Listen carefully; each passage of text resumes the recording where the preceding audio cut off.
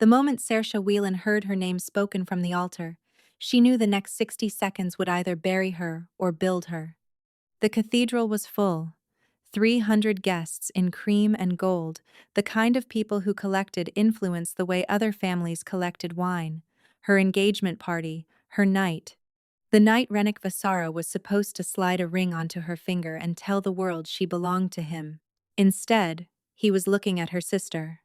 Saoirse stood at the front of the room in a champagne silk gown, watching her fiancé's hand rest on the small of Melis's back. Melis, 23 years old, Saoirse's only sister. The girl whose hospital bills Saoirse had quietly paid for 2 years after their mother died. "I have to be honest with everyone tonight," Rennick said, his voice carrying through the cathedral microphone like a verdict, "because the truth matters more than the performance." Saoirse's hand didn't tremble. She'd already felt it. 3 weeks of late texts, 2 weeks of him flinching when she touched him, 1 week of her sister refusing to meet her eyes. She'd known. She just hadn't known he'd choose tonight. "Saoirse is a wonderful woman," Rennick continued, and she heard the past tense before he said it. "But love isn't a contract, and I've realized over these past months that my heart has chosen someone else." A murmur rolled through the crowd. Saoirse saw her aunt cover her mouth, saw a cousin pull out her phone, recording, saw Melis lower her eyes the way she always did when she was about to ask for something. "I'm choosing her over you, Saoirse," Rennick said. He turned to her sister. "I'm choosing Melis." 300 faces swung toward Saoirse like a single judgment. She felt it then, the splitting. The before Saoirse who had loved this man, who had built her future around his ambitions, who had given her sister a kidney and her fiancé her trust, that woman cracked open and stepped aside. What stood in her place was older, quieter, sharper. She lifted her glass. She smiled. "Then I'll go with the mafia boss." The cathedral went silent the way oceans go silent before a wave. Someone laughed nervously, then cut it off. Rennick's mouth opened, closed. His brow furrowed in the way men's brows furrow when they realize the woman they just discarded didn't break the way they'd planned. "Saoirse, what are you?" "Casimir Dravenko," she said, loud enough for every microphone in the room to catch it. "I assume you've heard of him, Rennick. I assume your father has too." She glanced at the senator in the third row who had gone the color of paper. "I'll be his guest at the Ardent Foundation Gala on Saturday. You're all invited to watch." She set her glass down on the nearest table, walked through 300 frozen people, and out into the night air without looking back. "Before you hear what happened next, do me a favor. Drop a comment with the city you're watching from. I want to see how far this story travels. And if you stay until the end, you'll see why one whispered name destroyed 3 empires in a single weekend." Hit the like button, and let's begin. Saoirse Whelan had spent her entire life being useful. Useful to her father, who'd built a publishing house on her mother's family money and her own teenage editing. Useful to Rennick, whose senatorial campaign had run on speeches she'd written at 3 in the morning. Useful to Melis, whose tuition and rent had been quietly subsidized for a decade. She was 29 years old, and she had been background her whole life. The girl who made things work, the girl who stayed late, the girl whose anger, whenever it appeared, was always swallowed with a sip of water and a tighter smile. She'd convinced herself that quiet was a virtue. She'd been wrong. In the back of the black car she'd called from outside the cathedral, Saoirse pressed her forehead against the cool window and let out a single breath. Not a sob, not a scream, a breath like a door closing. The driver, older, gray at the temples, glanced at her in the rearview mirror. "Where to, Miss Whelan?" "Home." A pause. "And the gala on Saturday? Should I confirm the arrangement?" Saoirse looked up. She had not arranged anything. She had said Casimir Dravenko's name on instinct, dragged it from a place she had buried so deep she'd almost convinced herself it didn't exist. She did not know this driver. She had never seen him before tonight. "What did you say?" The driver met her eyes in the mirror. He didn't smile. He didn't blink. "Mr. Dravenko has been waiting for you to call, Miss Whelan, for 7 years." Saoirse's pulse slammed against her ribs. The car turned onto a road she did not recognize. away from her apartment, away from the city she thought she knew, into a night that had stopped being hers the moment she'd spoken his name aloud. The car drove for 22 minutes in a direction Saoirse had not given. She did not ask the driver to turn around. She did not pull out her phone. She watched the city blur past the window, the bridges lit gold, the river dark beneath them, the towers of the financial district glinting like teeth, and she thought about the last time she had heard the name Kazimir Drovenko spoken in her own voice. She had been 22. She had been someone else.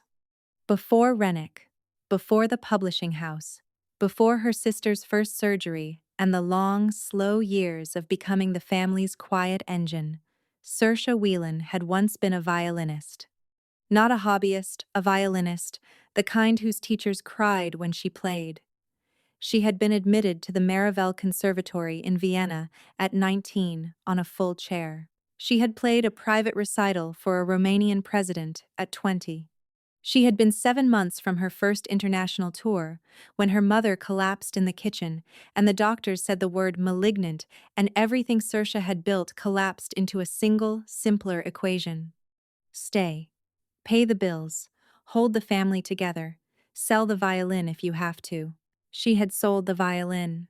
A 1,923 vuillaume, gifted to her by a teacher who had told her, "This instrument has chosen you. Do not betray it." She had betrayed it. Sold it to a private collector in a hotel lobby in Geneva for 94,000 euros, every cent of which had gone into her mother's treatment, her sister's recovery, and the slow rebuilding of a life that had nothing to do with music. The collector's name had been Kazimir Drovenko. He had not haggled. He had not made small talk. He had looked at her across the lobby table, a tall man, dark coat, eyes the color of cold tea, and he had said, "I am not buying this from you, Miss Whelan. I am holding it for you. When you are ready to come back for it, the door will be open." She had laughed, because it was easier than crying. She had taken the money. She had never seen him again. She had built a life that did not contain music, did not contain Vienna, did not contain the woman who had been admitted to Marivel on a full chair. She had become Rennick's fiancée and Melis's sister and her father's quiet asset, and she had told herself, year after year, that she had chosen this. That stability was a kind of love. That silence was a kind of peace. Tonight, in a cathedral full of people she had served for a decade, she had been reminded what that kind of peace actually cost. The car slowed. They were not at her apartment. They were in front of a narrow stone building, at the edge of the old quarter 3 stories. No signage. A brass door the color of a sunset that had been rained on 100 times. Saoirse had passed this building 1,000 times in her life, and had never once wondered what was inside it. The driver opened her door. "Where are we?" she asked. "Mr. Drovenko keeps a residence here," the driver said. "He would like to see you, if you are willing. You may go home and the matter will end here. He simply wishes you to know that the door he mentioned is still open." Saoirse stood on the curb in her champagne silk gown, her heels uncertain on the cobblestones, the night air sharp against her bare shoulders. She thought of Rennick at the altar. She thought of Melis lowering her eyes. She thought of a 1,923 vuillaume in a hotel lobby, and a man who had said, "The door will be open." She walked inside. The brass door closed behind her with a sound like a vow. A voice from somewhere above her, calm, low, unhurried, said her name. Saoirse. She looked up. Standing on the staircase, one hand resting on the banister, was a man she had not seen in 7 years and had never stopped remembering. "You're late," Kazimir Drovenko said softly. "But you are not too late." He was older than she remembered. Not in the way men go soft, in the way buildings settle, becoming more themselves over time.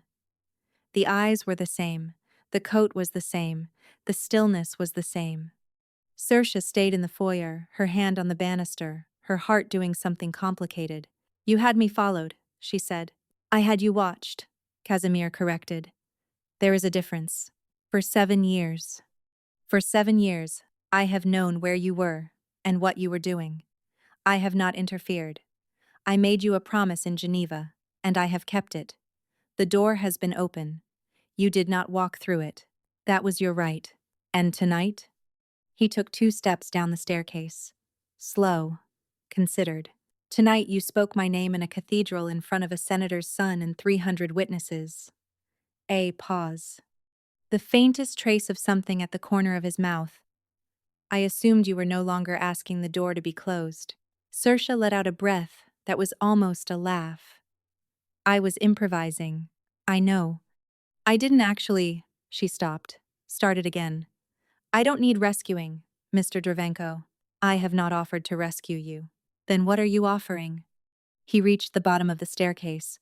He did not come closer. He stood 3 paces from her, hands at his sides, and the air between them held the weight of 7 years of unanswered questions.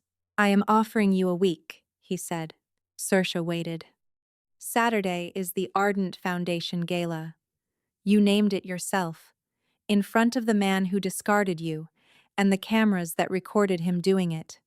By tomorrow morning, every newspaper in this country will know that Saoirse Whelan intends to arrive at the most exclusive event of the year on the arm of Kazimir Drovenko. They will speculate. They will write things. They will make you small in print. His eyes held hers.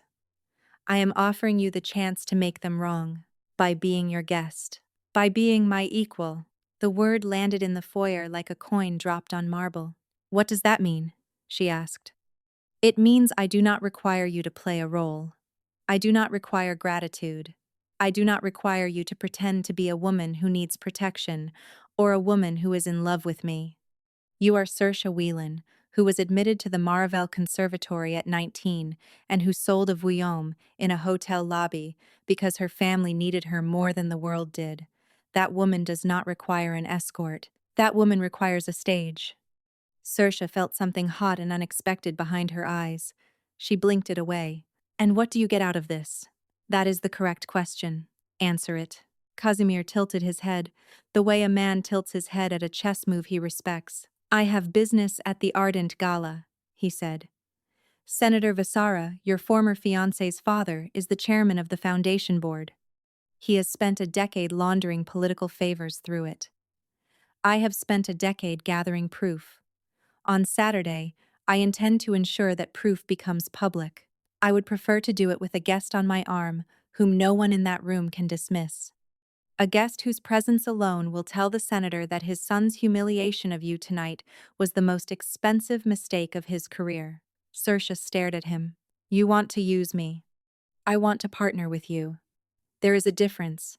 Using a person requires that they not understand what is happening. I am telling you exactly what is happening.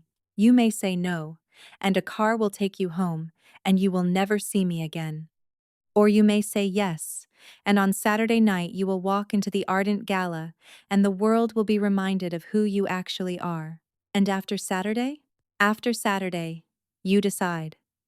The door remains open in either direction. Saoirse looked at him for a long time. There's something else, she said quietly. Something you haven't told me. He did not deny it. There is one more thing, but I will tell you on Friday, not tonight. If I tell you tonight, you will say no for the wrong reasons. If I tell you Friday, you will be ready. That's manipulation. That is timing. She almost smiled. She almost did. Mr. Drovenko. What's my fee? He named a number that would have funded her sister's medical care for the rest of her life, 3 times over. Saoirse Whelan, who had spent 10 years being useful to people who never said thank you, looked the most dangerous man in the country in the eye. I want the Vuillaume back, she said. For the first time that night, Kazimir Drovenko smiled. Miss Whelan, he said. The Vuillaume has been in a climate-controlled vault, waiting for you, since 2018. She did not sleep that night. She sat on the edge of her bed in the apartment she had shared with Rennick for 3 years, watching the city wake up through the floor-to-ceiling windows he had insisted on, and she made a list. Not a to-do list. A list of everything she had stopped doing because someone had told her, gently or otherwise, that it was not who she was anymore. Practicing scales at 6 in the morning, reading in 3 languages. saying no without softening it, wearing red, eating alone in restaurants without checking her phone. The list was 41 items long when she finally stopped writing. She left the apartment at sunrise with one suitcase, her passport, the framed photograph of her mother, and nothing else. She did not leave a note. Rennick would arrive sometime in the next 48 hours to gather his things, and he would find an empty apartment and the engagement ring on the kitchen counter, and he would understand, perhaps for the first time, that she had not been negotiating. The car was waiting. The same driver. Same gray temples. Same eyes. "Good morning, Miss Whelan. What's your name?" "Boden." "Bodan. I would like to know everything about Kazimir Dravenko that I am allowed to know before Saturday." Bodan met her eyes in the mirror. Mr. Dravenko anticipated this request. "There is a file in the seat pocket beside you. He asks only that you read it without his presence, so that you may form your own conclusions." The file was thick. Saoirse read it on the drive to the stone house, and again over coffee, and a third time on a velvet chaise overlooking a courtyard she had not known existed in this city. Kazimir Dravenko was 41 years old. The son of a Ukrainian violinist and a Greek shipping executive, both deceased. He controlled, through a network of holding companies, the second-largest private port operation on the eastern seaboard, 3 banks, a wine estate, and what the file described as interests of a kind that are not enumerated in writing. He had been involved in 2 violent confrontations in 2014, both with men operating illegally through one of his ports. The authorities had not pursued charges. He had funded 6 music conservatories across 3 continents, anonymously, for 15 years. He had never been married. He had no children. He had, on 3 documented occasions, intervened to protect women who had been failed by the legal system in ways the file described in single sentences that Saoirse read twice and then put down because her hands had begun to shake. She closed the file. She thought about who she had spent 10 years building a life with. She thought about who she was about to spend a week building something else with. Neither man was clean. The difference was that one of them had lied to her about it. The 6 days passed like a held breath. Tuesday, a tailor came to the stone house and built a gown around her body, not for her, around her, the way a frame is built, around a painting. Deep emerald silk, no embellishments. The kind of dress that did not ask to be looked at and, for that exact reason, could not be looked away from. Wednesday, a woman named Liesel arrived from Vienna with a wooden case. Inside was the vuillaume. Saoirse held the violin for 9 minutes without playing it, the way one holds a child one has not seen in a long time. And then she tuned it, and then she played a single phrase from the Bach chaconne, and Liesel left the room so that Saoirse could weep in private. Thursday, Boden drove her to a soundproofed room with a single chair. She practiced for 6 hours. Friday morning, Kazimir found her in the courtyard with coffee. "It's Friday," she said. "It is. You said you would tell me the last thing on Friday." He sat down across from her. The light was thin and pale and the kind that made everything feel like it was about to begin.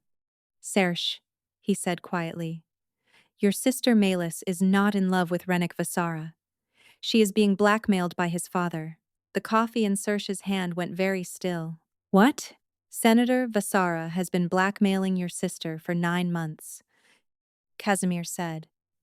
"I can prove it. I will prove it on Saturday, and I needed you to know before we walked into that room because what happens tomorrow is not only about you." She did not speak for a long time. She set her coffee down on the iron table, watched a sparrow land on the rim of the fountain, and felt something inside her chest unmake itself and remake itself in a different shape. "Tell me," she said finally, Kazimir told her. He told her about a private clinic in Lugano where Melis had gone 2 summers ago for what the family had been told was a transplant follow-up appointment. He told her what had actually happened there, what evidence existed, and who had been paid to keep that evidence in a file rather than in a newspaper. He told her how Senator Vasara had used it first to make Melis comply with small things, testimonials, appearances, weekend visits, and then, 8 months ago, with the larger thing. Befriend my son. Win him. Take him from your sister. Do this. And the file disappears. Why? Saoirse whispered. Because Senator Vasara never intended for his son to marry into the Whelan publishing house, Casimir said gently. Your father's archives contain material on 3 of the senator's oldest financial allies. Material your father has been quietly preparing to publish for 2 years. The senator could not allow that book to come out under a daughter-in-law's family name.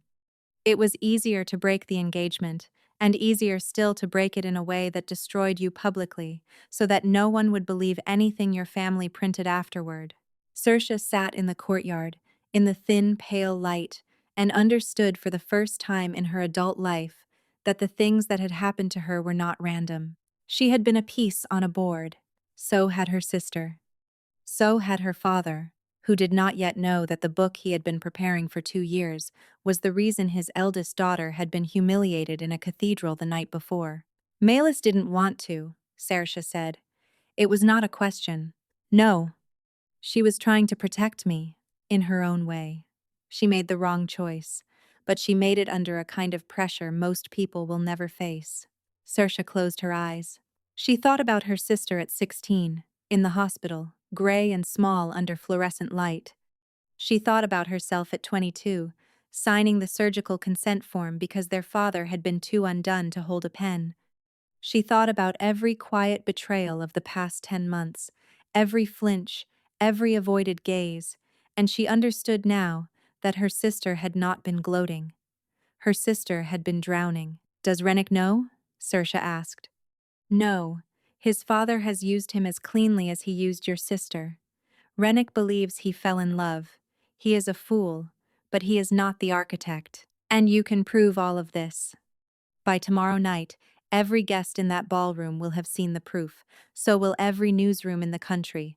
The senator has been preparing a coronation. We are going to give him a funeral instead. Saoirse opened her eyes. Casimir. Yes. Why are you doing this? Really. Not the port. Not the favors.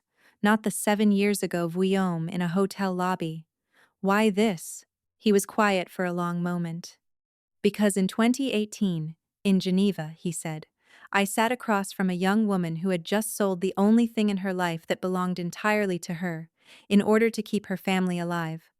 And I have spent 7 years trying to build a world in which a woman like that does not have to make that choice again. Saoirse looked at him. She did not say anything. She did not need to. The Ardent Foundation Gala was held every year in the marble rotunda of the old observatory, beneath a domed ceiling painted with constellations. It was the kind of room that made small people feel smaller and large people feel chosen. 1,200 guests, 47 journalists, 4 heads of state, a queen, technically retired but still a queen. And, at a reserved table near the senators, 2 empty chairs. Senator Drosten Vasara had arrived at 7. His son had arrived at 7:15, with Malis Whelan on his arm in a pale blue gown that did not fit her. She had not eaten.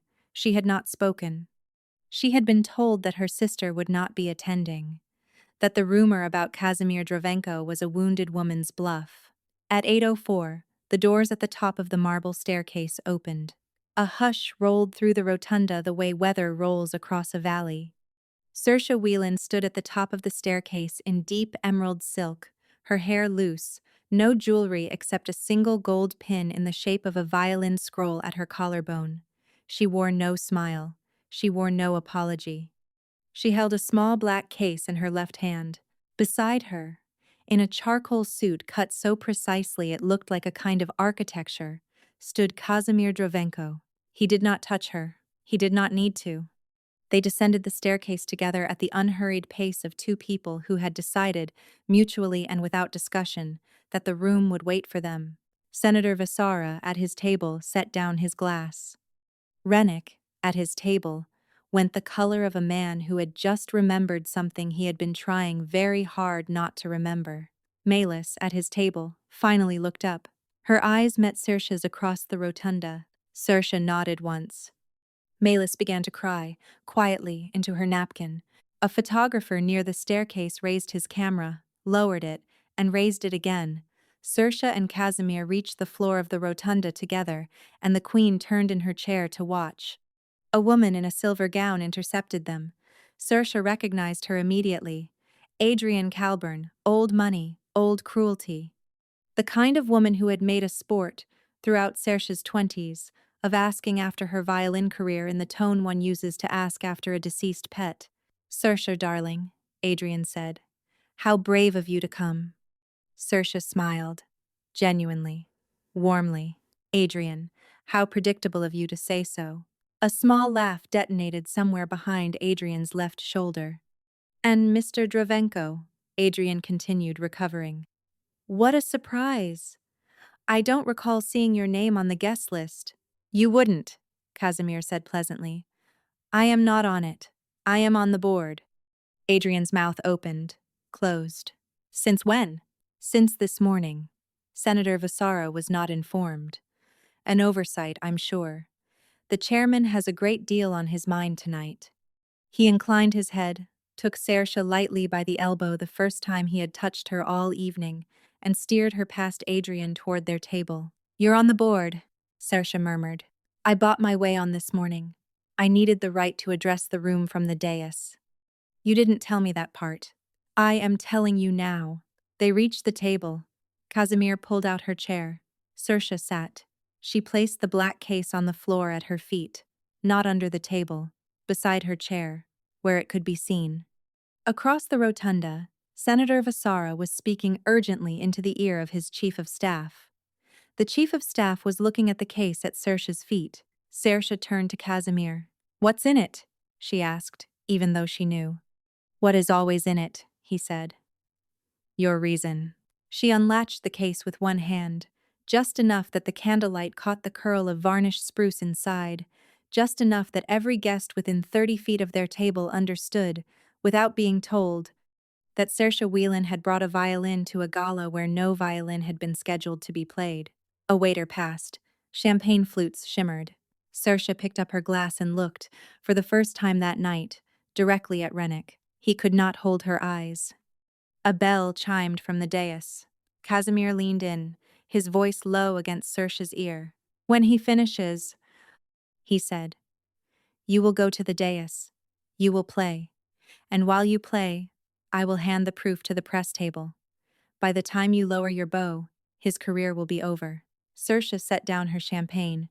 "Then I'd better play well," she said. Senator Drostan Vasara took the dais at 8:20. He spoke for 11 minutes. He spoke about service, about legacy, about the responsibility of those who had been given much to give back to those who had been given little. He spoke about his son's recent engagement to a remarkable young woman who reminds us that families are built on love, not on ledgers, and a flutter of polite, confused applause moved through the rotunda because a third of the guests had read the cathedral coverage, and a third had heard the rumor, and a third were still trying to understand why Saoirse Whelan was sitting beneath the constellations with a violin case at her feet. Saoirse listened without expression. She had stopped being afraid of him 45 seconds into his speech. Fear, she was learning, was a thing you carried only so long as you did not understand what you were holding. The moment you saw the shape of it clearly, the moment you understood that the senator on the dais was a man who had blackmailed a 23-year-old girl into ruining her sister's life, fear became something else, something closer to clarity, something almost like calm. He finished. He raised his glass. He invited the room to enjoy the evening. The applause was warm. Casimir touched the back of Saoirse's hand once. Not a squeeze. A single point of contact, the way one taps a tuning fork. "Now," he said. Saoirse stood. She picked up the black case. She walked the length of the rotunda toward the dais, and she felt 1,200 pairs of eyes track her like a slow tide. And she did not look at Rennick. And she did not look at her father, who had arrived at some point during the senator's remarks, and was standing very still at the back of the room. And she did not look at Melis, because Melis was the entire reason she could not afford to falter. She climbed the 3 steps to the dais. She set the case on the small table beside the microphone. She opened it. The vuillaume came out of velvet the way a sword comes out of a scabbard. A murmur moved through the room. It was the first thing that had moved through the room without permission all evening. Saoirse stepped to the microphone. She did not adjust it. She spoke into it at the exact height it had been set for the senator, 6 inches too high, and her voice carried clean and unhurried into every corner of the rotunda.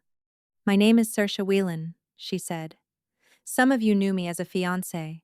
Some of you knew me as a publisher's daughter. A few of you, a long time ago, knew me as something else. Tonight, with your permission, I would like to be that something else again, for about 4 minutes. After that, Mr. Dravenko has prepared a brief presentation that the press table in particular will find interesting." She did not smile. She lifted the violin to her shoulder. She did not announce the piece. She did not need to. The first 4 notes told the room what was coming. The Bach Chaconne, D minor, the piece her teacher in Vienna had told her. "The day you can play this without flinching, you will be free of every man who ever tried to make you small." She played the opening 4 minutes. She played them better than she had played anything in 7 years. Somewhere in the second minute, Melis stopped breathing into her napkin and sat very still. Somewhere in the third, the queen, the technically retired one, closed her eyes. Somewhere in the fourth, Rennick Vasara understood, with a kind of sick and dawning slowness, that the woman he had publicly discarded 6 nights earlier was not a woman he had ever actually known. While Saoirse played, Kazimir Dravenko walked to the press table. He carried a leather portfolio. He set it down in front of the senior correspondent for the country's largest broadsheet. A second copy went to its main rival. A third to the wire service. A fourth to the broadcast pool. A fifth, and this was the one that drew the first sharp intake of breath, went to the federal prosecutor's office liaison, who was at the gala in a personal capacity, and who within 90 seconds had stopped pretending to be there in a personal capacity. By the time Saoirse lowered her bow, the first 3 pages had been photographed by 4 different phones. By the time she lowered the violin, 2 of those photographs had been sent. By the time she stepped down from the dais, the first wire alert had hit. Senator Drosten Vasara, who had not yet looked at his own phone, was still applauding. He was the only person in the rotunda who did not yet know. The applause was strange. It started in the wrong places. At the press table, where men and women professionally trained not to react were reacting. At the federal prosecutor's table, where a woman in a black suit had stood up and was speaking quietly but rapidly into a phone. At the back of the room, where Saoirse's father had pressed both hands to his mouth and was weeping without sound. Saoirse walked back to her table. She did not bow. She set the vuillaume back into its case, latched it, sat down, and reached for her water glass. Casimir was already seated. Across the rotunda, Senator Vasara's chief of staff was bent over the senator's shoulder, whispering.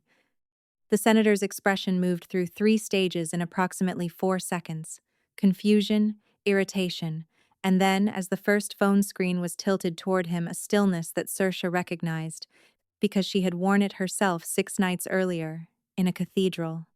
The senator looked up. He looked at Saoirse. Saoirse looked back. She did not smile. Rennick Vasara stood up. He should not have. Every instinct of self-preservation he possessed should have told him to remain seated. But Rennick had been raised to believe that the right gesture, performed at the right moment, could bend any narrative back toward him. He crossed the rotunda. He did not look at Melis. He left her sitting alone. He stopped 3 feet from Saoirse's chair. "Saoirse." His voice was low, strangled. "Whatever this is, whatever he's told you, we can talk. Privately. I made a mistake. A terrible mistake. I was please. Saoirse set down her water glass. She turned in her chair and looked up at him. She did not stand. She did not raise her voice. She spoke quietly enough that only the closest 20 tables could hear her, which, in a rotunda full of people who had been straining toward this exact conversation for 7 minutes, was effectively all of them. "Rennick," she said. "Saoirse, please. You are not the worst thing that has happened to me. You are not even the second worst. You are a small, frightened man who did what his father told him to do, and tonight you will find out that your father was a smaller, more frightened man than you ever understood. I will not be sorry for long. Saoirse, I am going to say something now, and I would like you to listen carefully, because it is the last thing I will ever say to you. He waited. The rotunda waited. I forgive you, Saoirse said. Rennick's face did something complicated. It is not because you deserve it, Saoirse continued. It is because carrying what you did would weigh more than it is worth, and I have carried enough things that were not mine. Go sit down, Rennick. Go sit with my sister. She is going to need someone in the next 10 minutes, and she has earned more kindness than you have ever offered her. Try, for once, to be the kind of man who shows up after the cameras stop. He stood there for another moment.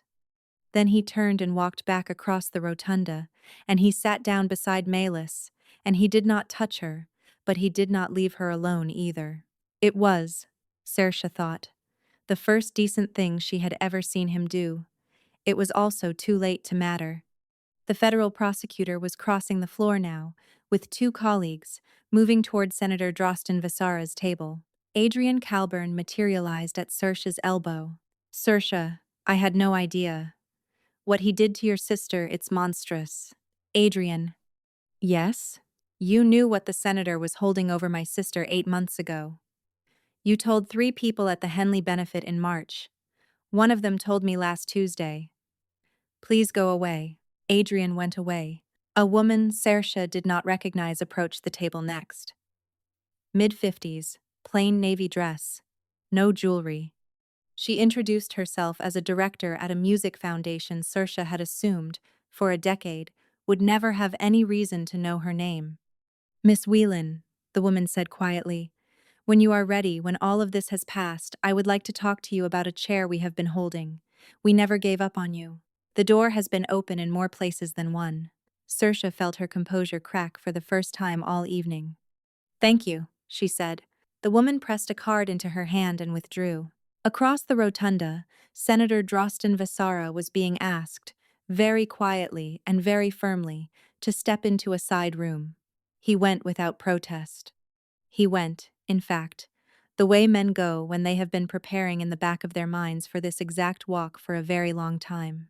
Melis, alone now except for Rennick, lifted her face from her hands and looked across the rotunda at her sister. Saoirse stood up. She crossed the floor. She did not run. She did not rush. She walked to her sister's table the way she had walked to the dais, 1,200 pairs of eyes tracking her like a tide. And when she reached Melis, she did not say anything. She knelt beside her sister's chair, took her sister's face in both hands, and pressed her forehead against Melis's forehead. You are coming home with me tonight, Saoirse whispered. Tonight. Whatever they told you they would do, they cannot do it anymore. He is finished. I have you. I have you. Do you hear me? Melis nodded, her face wet against her sister's. I'm sorry, Melis breathed. I know, Saoirse said. Get up. We're going home. She lifted her sister out of the chair. They walked out of the rotunda together, beneath the painted constellations, past tables of people who had spent 10 years failing to see either of them clearly, and into the night air that had been waiting for them. Behind them, the room finally began to applaud. By 6 in the morning, Saoirse Whelan's name was on the front page of every major publication in the country. By 8, it was on the front page of 3 publications outside it. By 10, the federal prosecutor's office had issued a statement confirming that an investigation into Senator Drosten Vasara had been opened, and that the senator had voluntarily and at his own request surrendered his passport. By noon, Rennick Vasara had resigned from the family foundation, the family law firm, and the governing board of 2 universities. By 2 in the afternoon, a video clip 28 seconds of Saoirse playing the Bach Chaconne under a domed ceiling had been viewed 11 million times. Saoirse watched none of it. She slept until 10. She woke up in a guest bedroom in the stone house, in a bed that smelled like clean linen, and she lay there for a long time listening to the unfamiliar quiet of a morning in which no one was waiting for her to be useful. Down the hall, Melis was still asleep. Bowden had collected their father at midnight. He had arrived weeping. He had hugged both of his daughters. He had said, several times, I should have known. I should have known. Saoirse had not corrected him. There would be time, later, to talk about the years of half-knowing and looking away. There would be time for all of it. Today, she was going to drink coffee. She found Casimir in the courtyard. He was reading a newspaper. He had 3 more folded beside him. He did not look like a man who had spent the previous evening dismantling a senator's career. He looked like a man who had finished a long piece of work and was now resting, briefly, before beginning the next. "Good morning," he said, without looking up.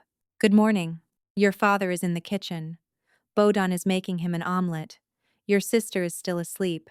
Liesel is flying in from Vienna this afternoon. She would like to see Melis as soon as Melis is willing to be seen. Thank you." He set down the paper. "You are not obligated to anything we discussed before the gala. Our agreement was for 1 night. The fee has been transferred. The Vuillaume is yours. The door remains open in either direction. You may go home today. You may go to Vienna. You may go anywhere you like." She sat down across from him. She watched him for a long moment. "Casimir. Yes. You knew, didn't you? In Geneva. In 2018. You hadn't just heard about a young violinist selling an instrument. You had been looking for me." He did not answer immediately. When he did, his voice was very quiet. "My mother played the Vuillaume," he said. "Before she was my mother. She was a violinist in Kiev in the 70s. The instrument was hers. She sold it in 1989, under circumstances not unlike yours, to keep her family alive when the country she had been born into stopped existing.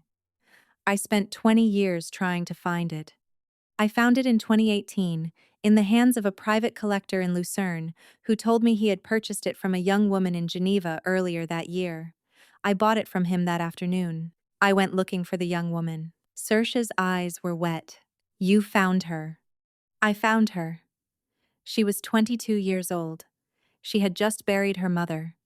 She was holding a family together with both hands.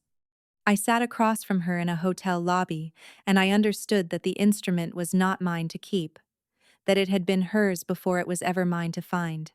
And I told her so. And I told her that when she was ready to come back for it, the door would be open. You waited 7 years. I would have waited longer." She reached across the iron table. She took his hand. It was the first time she had touched him, on purpose, since she had walked into the stone house the night of the cathedral. "Casimir," she said, "I am not going home today, and I am not going to Vienna. Not yet. I am going to drink coffee with you, and then I am going to sit with my sister when she wakes up. And then, sometime later, I would like you to ask me to dinner. Not for an arrangement, not for a strategy, just dinner. Like a man who likes a woman." Casimir's hand closed around hers. "Saoirse, yes. I have wanted to ask you to dinner for 7 years. Then ask me next Friday. Friday, Friday." She lifted his hand to her lips briefly, and set it down again, and picked up her coffee. The morning light moved across the courtyard. Somewhere in the city, a senator was answering questions he had spent a decade trying not to answer. And in a courtyard at the edge of the old quarter, Saoirse Whelan, who had been told her entire life to be quiet, to be useful, to be small, was, for the first time in a decade, not afraid of what came next. The weeks after the gala were not soft. The press did not become kinder simply because Saoirse had played the Bach chaconne under a painted sky. The press became interested, which was a more dangerous condition. Reporters camped outside her father's house. A documentary crew offered her 7 figures for exclusive access. A morning show host implied, on air, that the entire affair had been staged. Saoirse refused all of it. She gave one interview, 3 weeks after the gala. To a journalist, she had checked carefully a woman named Verity Aksoy, who had spent 15 years writing about women whose lives had been redirected by other people's ambitions. The interview ran for 6 pages. It did not contain the word revenge. It did not contain the word triumph. It contained the word return 11 times. The phrase that got quoted, afterward, was the one Saoirse had not planned on saying. "I did not go to that gala to destroy a man," she told Verity. "I went to that gala to stop being absent from my own life." It was on t-shirts within a week. She did not approve them. She did not stop them either. She had begun to understand that some things, once said, no longer belonged to the person who had said them, and that this was not always a tragedy. She moved out of the stone house at the end of the second week. She rented a small apartment in a neighborhood she had loved as a teenager, and she filled it with three things: the Vuillaume, her mother's photograph, and books. Malis came with her for the first month, sleeping on a pull-out couch in the living room, and the two of them did not talk much during the days, and they talked a great deal at night. And the things they talked about were the things they had not been allowed to talk about for 10 years. Malis went into therapy. Real therapy, 3 times a week, with a trauma specialist Liesel had recommended. She applied to art school in Lisbon. She got in. She left in late autumn, with one suitcase and a kind of quiet in her face that Saoirse had not seen since their mother had been alive. Their father sold the publishing house. Not all of it the imprint that had carried their mother's name, he kept. But the rest, the larger commercial body of it, the part that had required him to be a man their mother would not have recognized, he sold, at a price that would let him live comfortably for the rest of his life. He moved into a smaller apartment. He started taking long walks. He began, after 30 years, to read the journals their mother had left behind. He published the book, not the political one. The other one, the manuscript their mother had been working on at the time of her diagnosis, the unfinished one, the one he had kept in a drawer for 9 years because he had not been brave enough to look at it. He finished it. He published it under both their names. It sold modestly. It was reviewed kindly. Saoirse read it in one sitting on a Saturday afternoon and wept at the dedication, which was to her, and which contained 4 words: "For the one who stayed." Casimir asked her to dinner on the Friday she had specified. And on the Friday after that. And on the Friday after that. He did not rush her. He did not perform. He did not, contrary to several rumors that began circulating in certain rooms in certain districts of the city, make any attempt to involve her in the parts of his life that the file Bowden had given her had described in single sentences. Those parts of his life, he told her, would be wound down completely, on a timeline, before any future was discussed. She believed him. She also verified. By the time winter came, she was teaching a master class at the conservatory. 6 students. She had been asked to take 12, and she had refused. 6, she had told the director. 6 is what I can give properly, and I will not give anything improperly again. The director had not argued. The director had, in fact, looked at her the way people looked at her now, not as a woman who had been broken open in public, but as a woman who had decided how she would be put back together and who had done the putting back herself. A year passed. It passed the way years pass when you have stopped trying to make them mean something and have simply begun to live them. She played a recital in March, in a small hall in the city, for an audience of 240 people who had bought tickets quietly and quickly, and without fanfare.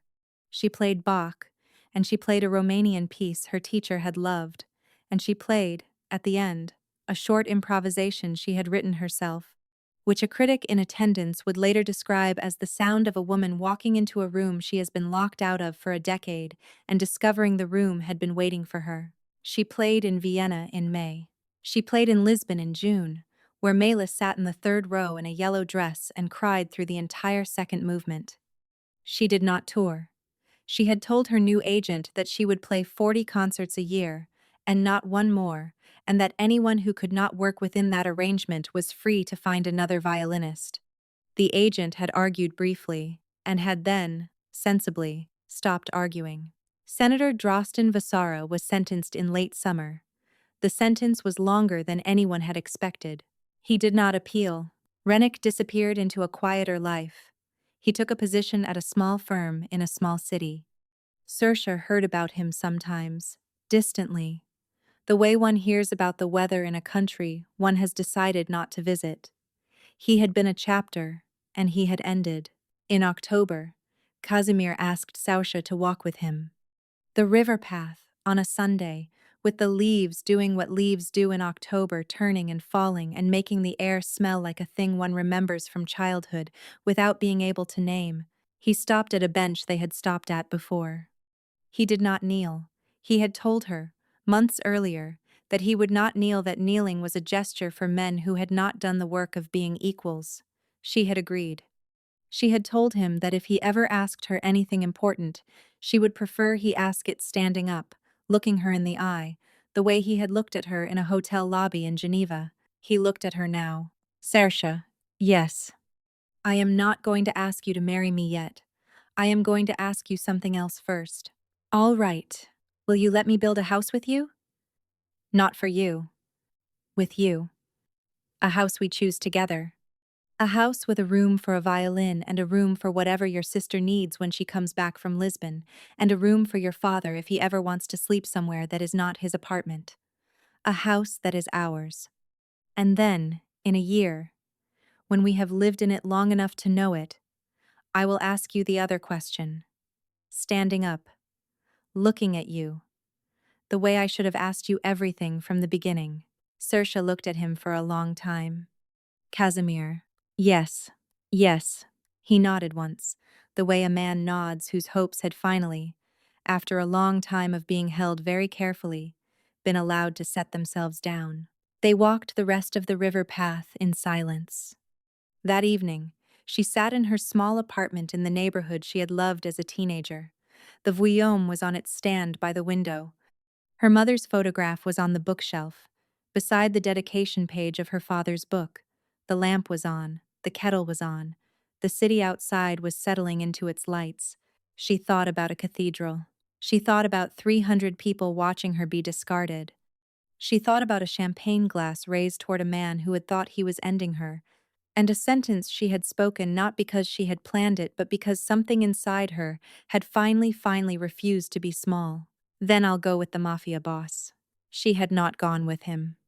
She had gone back to a violin she had sold to keep her family alive, back to a girl in Vienna who had been told she would play for kings, back to a self she had agreed, for a long and tired decade, to leave behind. The man had been a door. The going had been hers. If you have made it this far, if you have stayed with Saoirse Whelan from the cathedral to the river path, from the silence to the music, then do one last thing. In the comments, tell me the moment in your own life when you stopped being small, the moment you said the sentence you had been swallowing, the moment the door you had walked past for years finally opened. Because you finally opened it, I will read every one. If this story moved you, share it with the woman in your life who is still waiting for permission she does not need. Subscribe, so the next story finds you. And remember, the people who try to make you small are not the architects of your life. You are, and the door has been open the whole time.